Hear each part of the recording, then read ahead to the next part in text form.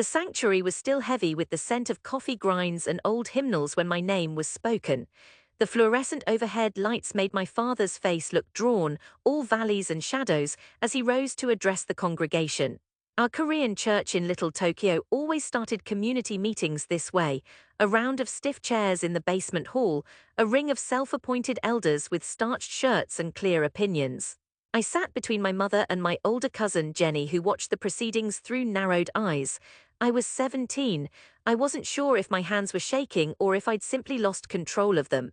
The announcement had gone out in the newsletter: my refusal to start university that fall. My deferral form was in the pastor's office, stated reason: pursuing creative opportunity. It was, my father said, a betrayal and an embarrassment. He began in English, then slipped into Korean, which made the words sharper, more final.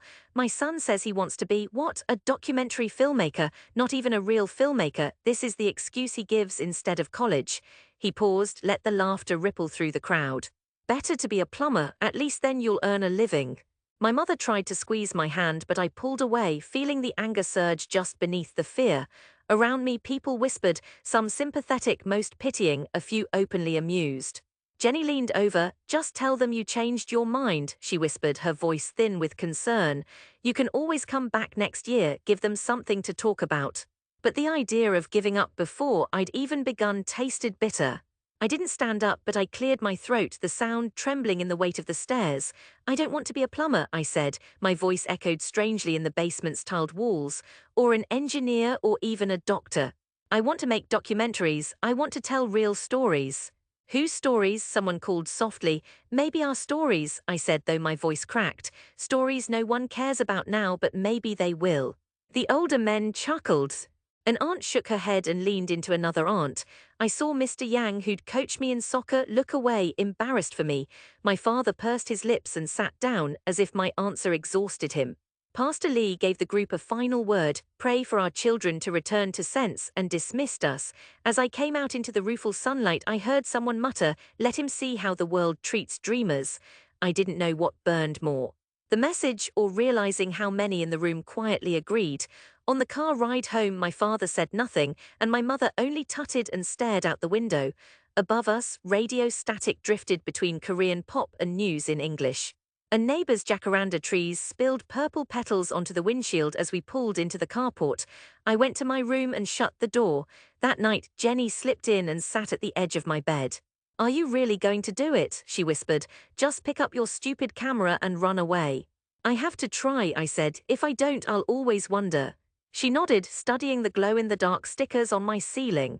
Then promise me, don't come back until you have something they can see. You know nothing else counts for them.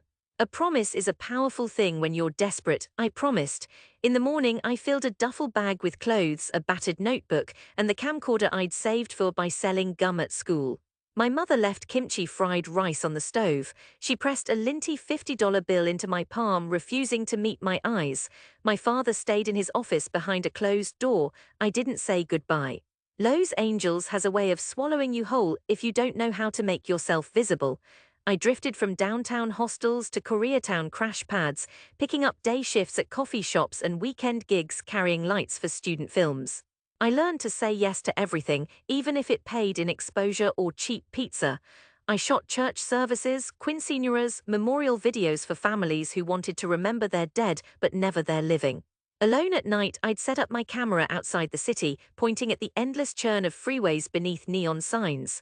Sometimes I'd find myself drawn to the stories that no one wanted: the undocumented street vendor, a mother who raised 2 kids above her market stall, a friend's brother returning from prison.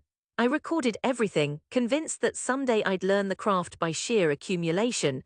I edited at public libraries, stealing Wi-Fi at odd hours, trying to make sense of what I'd collected. Some nights when rent was a coin toss, I wondered if the men at church had been right. That dull ache of humiliation, still glowing from that day in the basement hall, became a stony companion. Sometimes I'd call Jenny and she'd listen patiently, tusking. Keep your promise, she'd always say as she hung up. One summer, I landed a temp gig as a translator for an indie filmmaker shooting a documentary on post-riot neighborhoods. The director, a flinty woman named Valerie, ran the crew like a guerrilla unit, demanding shots on the fly, sleep in cars, meals scavenged from catering bins. I carried gear and hustled interviews in awkward Korean, doing whatever the day required. She saw me filming local shopkeepers one night, capturing the stories she'd overlooked. "You should cut that footage together, screen it at the wrap party," Valerie said. "You want to be seen, right?" She smiled. "Otherwise, what's the point?" I did as she suggested. My 10-minute sizzle reel, faces lit by corner store fluorescents, voices trembling with recent memory, was met with polite applause. But Valerie hugged me hard and told her editor, "This kid's got an eye." That was enough, or almost. The next few years blurred, odd jobs, car problems, more nights camping on friends' sofas. But film after film piled up, shorts first, then a 30-minute piece on abandoned manufacturing lots and the families who scavenged them for scrap. Small arts grants trickled in. I was invited to screen at basement theaters, bar backrooms, and then, improbably, at a small local festival. My stories were far from glamorous, but they carried something living, something no one else bothered to see. Sometimes people cried. I sent every link, every newspaper clipping, every festival program to Jenny. She sent back screenshots: my parents' kitchen, my mother's silent face behind a YouTube video thumbnail, my father passing through the background. "They watch," she would write, "just never when you call." It was a lonely success, and yet something in me hardened each time I thought of home. At award ceremonies, I wore thrift store suits and loitered in the bathrooms to avoid the question always asked by white men with practiced curiosity. "So when did you know you wanted to be a filmmaker?" I'd smile and say, "I'm still figuring it out." Years later came the breakthrough. My film, an hour-long documentary about an undocumented family fighting eviction in Koreatown, was picked up by a public television affiliate. The film grew legs: a public screening at Getty Center, invitations to panel discussions, a contract for a follow-up. This time people in the audience recognized the street signs, the smell of Korean barbecue smoke, the blend of hope and dread in each face. Papers wrote about the authenticity of immigrant narratives. A major studio offered me development meetings, streaming platforms called. There was money, real money finally, but there was also distance. I lived in a bright, sterile apartment on the west side, and for the first time since I was 17, I felt loneliness advance like a tide. I remembered my promise to Jenny. The invitation arrived from the church of all places, a modest email: "We invite Daniel Lee to share his experience and encourage our youth." The pastor's signature sat, polite and impersonal, beneath a generic letterhead. For a moment I considered deleting it, pretending it had never arrived, but the urge to return just once with proof overpowered me. I called Jenny. "Oh, you got the invite," she sounded both delighted and anxious. "You should do it. People are dying to know." "Are they though?" I asked, heart thumping. She laughed. "Don't act humble. Half the ladies in choir claim they remember you winning film awards in middle school. They forget what happened in that basement." I told her I'd come. Sunday came, bright and hot, the jacaranda trees having shed their blossoms in messy purple drifts along the sidewalks. My palms sweated on the wheel as I parked outside the squat beige building, faded blue cross still perched above the entryway. I could feel eyes on me there in the parking lot as teenagers milled about, church mothers herded little kids, and old men leaned against doorway columns. My film poster was on a table inside beside a stack of event programs. Jenny met me at the door, her hair pulled back, eyes bright and mischievous. "Breathe," she whispered, brushing imaginary dust off my blazer. "You look famous." Inside, the social hall looked unchanged. Brown linoleum floors, paint-chipped folding chairs, industrial coffee pots steaming in the corner. Faces from years ago regarded me with varying degrees of curiosity and surprise. My mother stood with her prayer circle, her mouth tight but proud. My father, hair now threaded with grey, nodded once when our eyes met, a gesture almost too small to believe. The pastor greeted us with robust politeness, made the rounds, then ushered everyone to sit. "My friends," he said into the microphone, "today we welcome back a son of our community. When he was younger, perhaps we did not understand his path, but now we see what is possible." I stood at the front, heartbeat loud as thunder, clutching the remote for my presentation. The screen flickered. Jenny squeezed my shoulder as I passed. "Thank you for inviting me," I began. I looked into the crowd and saw faces unreadable as stone. I was scared to come home. When I left, I thought doing something different meant disappointing everyone. Maybe I did, but I want to show you why I had to go. I pressed play, the screen flooded with images, my films, interviews with families. Faces from the neighborhood, voices layered with English and Korean. grandmothers laughing softly, storefronts closing forever, children dancing in empty laundromats, the room stilled. I heard sniffles, unexpected, raw. A woman in the front row dabbed her eyes as my film showed a widow describing the scent of her late husband's shirts. I kept narrating, voice trembling but steady. I explained what I saw in those stories, why I had to follow them.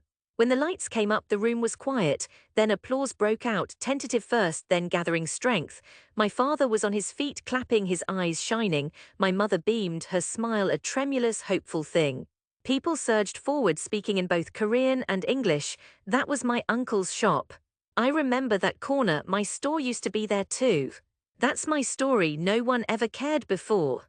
The same old men who once dismissed me approached, shaking my hand. We were wrong, one said, voice thick, you made us proud. My arms filled with shoulders and hands, laughter and tears, apologies expressed with silence and touch.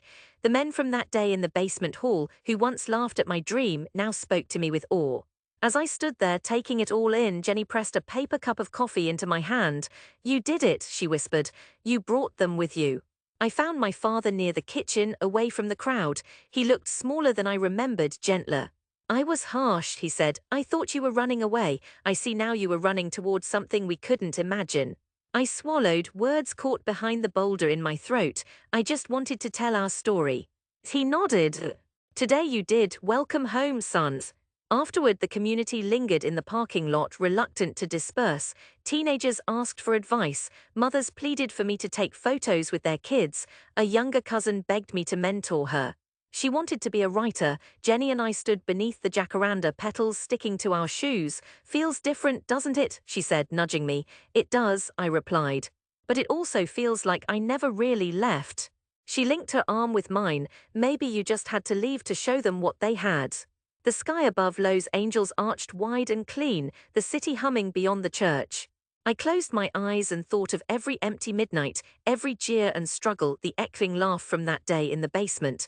Then I opened them again, and for the first time I felt whole, seen and held in a way that was both new and achingly familiar. I promised myself I'd keep telling stories that mattered, but now, at last, I belonged to both the stories and the people I'd left behind. The road ahead was still uncertain, but the homecoming, after all the rejection, was something real.